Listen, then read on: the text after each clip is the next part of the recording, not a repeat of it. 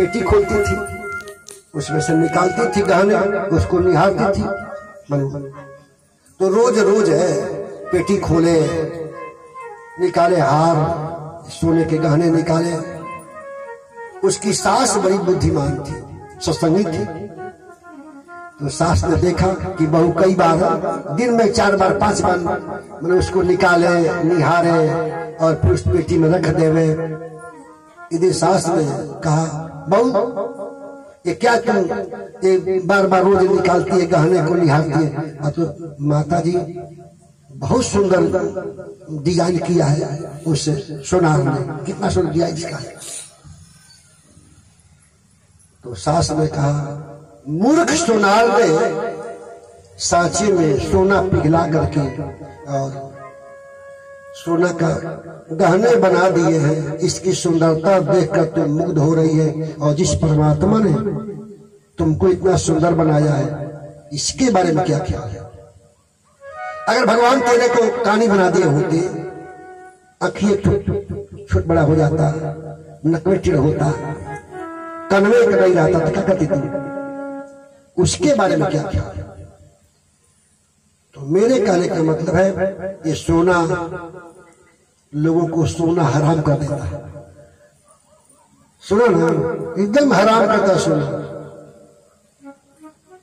इस तरह से मैं आपसे कथा कर रहा था,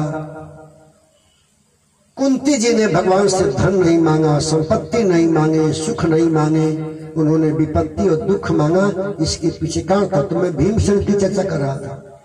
भीमसेन छोटी अवस्था के थे, कौरवों ने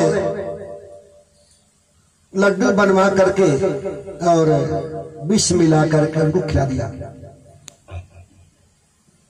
विष जब प्रभाव दिखाया तो भीमसेन हो गए बेहोश, धकेल दिया गंगा जी में, न रहेगा न उपद्रव करेगा, बहुत ताकत वाला है यार।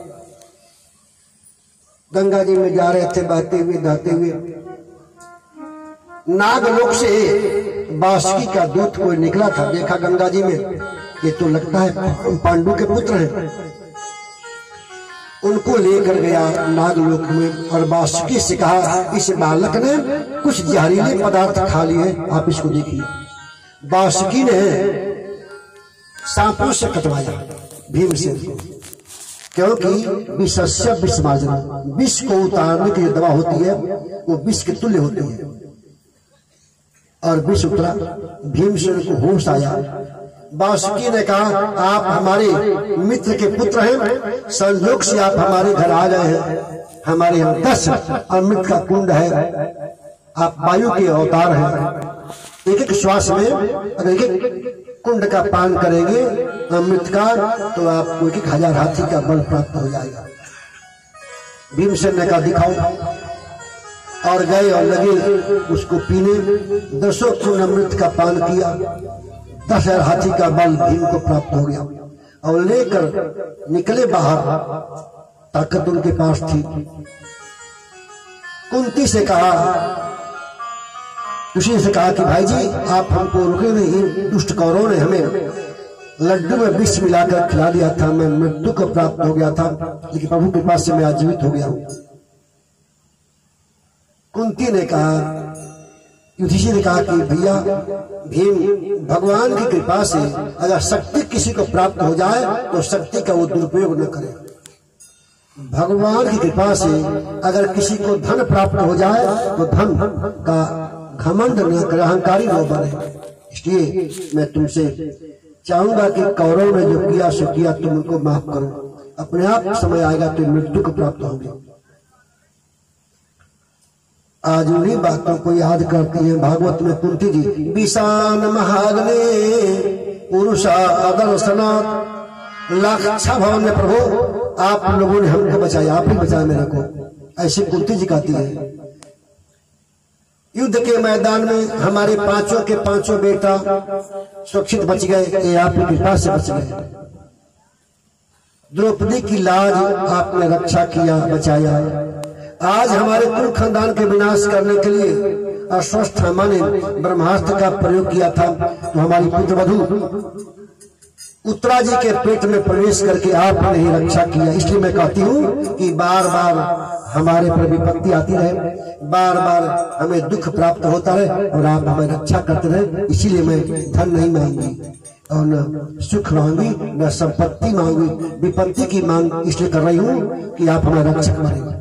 और बार बार जब जब विपत्ति आएगी हमारे ऊपर, जब जब मेरे को दुख प्राप्त होगा, तब तब मैं आपको याद करूंगी और आप प्रकट होकर के हमें दर्शन देंगे और बार बार आपके दर्शन का फल हमें मोक्ष मिलेगा। परमात्मा का दर्शन रोज हो तो जरूर हमें मुक्ति मिल जानी है। तो भाग्यशाली पांडव रहे। अंत में कहते हैं कि भगवान श्री कृष्ण वहां से द्वारिकापुरी जाने को तैयार हुए तो कुंती जी ने कहा, कृष्ण आप जब भी हसितनापुर में रहते हो ना तो बड़ा हमें सुख मिलता है, आप राजा। तो भगवान रुक गए। नियम ये था कि रोज रोज सुबह 4 बजे उठ करके युधिष्ठिर जी आ करके दर्शन करते थे भगवान। एक दिन आए तो देखा कृष्ण ध्यान कर रहे हैं। सुबह का समय था, 4 बज रहे थे। तो युधिष्ठिर जी पीछे खड़े खड़े काफी देर तक खड़े रहे। बाद में भगवान को हिलाया और कहा, प्रभु सारे संसार के लोग सुबह आपका ध्यान करते हैं, आपका भी कोई भगवान है क्या जिसका ध्यान आप कर रहे हैं? भगवान श्री कृष्ण ने कहा, मेरा कोई भगवान तो नहीं है, लेकिन अहम प्राणश्च भक्तानां भक्ता प्राणममापि च ध्यायन्ते च मां नित्यं तां स्मरामि दिवानिशं। मैं भक्तों का प्राण हूँ, भक्त हमारे प्राण हैं, भक्त हमारा ध्यान करते हैं और भक्तों का ध्यान मैं करता हूँ। यथा जे मां प्रपद्यन्ते तां तथैव भजाम्यहम्। जो भक्त जैसे मैं ध्यान करता है उस भक्त का ध्यान वैसे मैं भी करता हूँ। आप ये मत सोचिए कि केवल आप भगवान का ध्यान करते हैं, भगवान भी आपका ध्यान करते हैं। ऐसा हो जाता है। आज सुबह सुबह भीष्म पितामह ने हमारा ध्यान किया है, इसलिए भीष्म पितामह का ध्यान हमें भी आया है। 5 पांडव, द्रौपदी, ये सभी लोग गए भीष्म पितामह के पास कुरुक्षेत्र के मैदान में और उनका दर्शन करने। और जब ही देखा भीष्म जी ने कहा, यत्र धर्मो सुतो राजा गदा पाणी वृकोदरः कृष्णोष्ठी गांडीवम चापम सुहित कृष्णस्तप्तो विपत्र। जिस पक्ष में गांडीवधारी अर्जुन रहे हैं, जिस पक्ष में गदाधारी भीमसेन रहे हैं, जिस पक्ष में धर्मराज युधिष्ठिर जैसा व्यक्ति रहा है, जिस पक्ष में द्रौपदी जैसे सती महिला रही है, उस पक्ष में दुख और विपत्ति आए, ये बड़े आश्चर्य की बात है। पांडवों, तुम लोगों ने कृष्ण को केवल अपने मामा का बेटा ही माना है, कभी तुमने इनको भगवान नहीं माना। यही कारण है कि तुम्हारे साथ कृष्ण रहे लेकिन तुम्हारी कोई मदद नहीं कर पाए। भगवान ने कहा, इनको लेके आ गया हूं मैं, आप इनको ज्ञान दीजिए। युधिष्ठिर जी कहते हैं कि महाभारत का युद्ध तो मैंने कराया है, अपने ऊपर एक कलंक ले रहे हैं। भीष्म जी ने कहा, आज सुबह सुबह जो हमने आपका ध्यान किया है ना, इसलिए कि ताकि सूर्य उत्तरायण हो आए हैं, माघ का महीना आ गया है और मैं चाहता हूं अपने शरीर का परित्याग करना, तो आपका दर्शन करके मैं अपने देह का परित्याग करूं, इसीलिए मैंने आपको सुबह ध्यान किया है। भगवान ने कहा, आप कुछ उपदेश करिए। पहले तो भीष्म पितामह आनाकानी कर रहे थे, लेकिन बाद में बात मान गए। भगवान ने उन पर हाथ फेरा और लगे उपदेश करने। दान धर्मान राजधर्मान मोक्ष धर्मान विभागसाम स्त्री धर्मान भगवत धर्मान समासभ्यास योगतः। राजाओं का क्या कर्तव्य है, इसके बारे में उन्होंने वर्णन किया। दान की महत्ता बताई, मोक्ष के बारे में वर्णन किया, स्त्रियों के धर्म की जब व्याख्या कर रहे थे तो ऐसी परिस्थिति में और द्रौपदी जी को हंसी आ गया। आप हंस रहे हैं, तो द्रौपदी जी को हंसी आ गई। भीष्म पितामह ने कहा, बेटा तू हमारे कुल की कुलीन पुत्र वधू है, यहाँ कृष्ण बैठे हैं, यहाँ सब देवता बैठे हैं, ऋषि महर्षि बैठे हैं, हमारी कथा सुन रहे हैं और तू कथा में हंसती है, क्या बात है? तुम्हारी हंसी में कोई न कोई राज है। द्रौपदी ने कहा दादाजी आप कथा बोली, ऐसे हंसी आ गई मेरे को, और तुम्हें बताओ तुमने क्यों हंसा? कुलीन महिलाएं बिना मतलब नहीं दांत खोलती, हंसना जरूरी है। सकल रोग की एक दवाई, हंसना सीखो रे मोरे भाई। कहाँ कोई हंसता है वो? अरे जब से जन्मे है ना, आज जब तक नहीं मरेंगे तब तक रोते हुए मरेंगे वो। ये विपत्ति या रोवाई खत्म होता है कहीं? रोते रोते आदमी जब लेता धरती पर पहले दिन, और जो शुरू करता रोना ना, वो जिंदगी में रो कर तब जाके मरता है। छोटा बालक बच्चा पैदा होता है तो रोता है, कहाँ कहाँ करता है। थोड़ा और बड़ा हो गया, माँ नहीं है समय से घर पे और उसको भूख लगी है तो रोता है, खटमल काटते मच्छर काटते तो रोता है। और बड़ा हो गया, पढ़ने का तो मन लगता नहीं, जबरदस्ती उसको भेजते विद्यालय, वहां जाता है तो डांट पड़ती है अध्यापक की, तो वहां रोता है।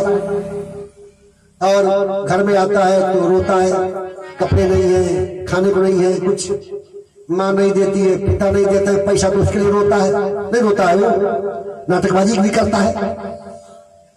और बड़ा हो गया, किसी तरह से विवाह होने भर का पढ़ लिया, समझ गया ना? विवाह नहीं हुआ है तो रोता है, और विवाह हो गया तो रोता है। नहीं रोता है? अरे वो चिकट खटिया और लगनी घोड़ी और कर्कशा नारी विपद के अगर मिल जाए पत्नी। देखिए हमारे यहाँ ऐसा है ना, गाय दिखा करके ये शेरनी भेंट करते हैं, अरे बड़ी गाय है, बड़ी भोली भाली, एकदम गाय है। ऐसे भेंट करते हैं, बहुत बहुत बहुत कर्मठी है, लेकिन बहु का असली दिमाग है तब शुरू होता है जब जाते ससुराल में। नहीं हो, सही बात है नहीं? असली चेहरा तब प्रकट होता है।